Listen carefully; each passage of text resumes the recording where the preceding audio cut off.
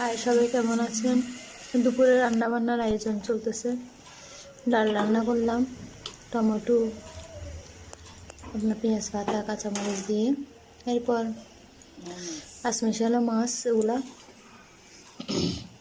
পেঁয়াজ দিলাম, তারপর কাঁচামরিচ, রসুন কুচি এগুলো দিয়ে কষাইয়ে হলুদ মরিচ লবণ দিয়ে ভালো করে কষাইয়ে এর মধ্যে আবার আমরা পেঁয়াজ কলিটাও দিলাম। আমার আবার শীতকালে পেঁয়াজ কলিটা বেশি ভালো লাগে, আমি সব তরকারিতে দিই। কার কেমন লাগে তারপর জানি না, তো আমার অনেক ভালো লাগে, আমি এই জন্য সব তরকারিতে দিই।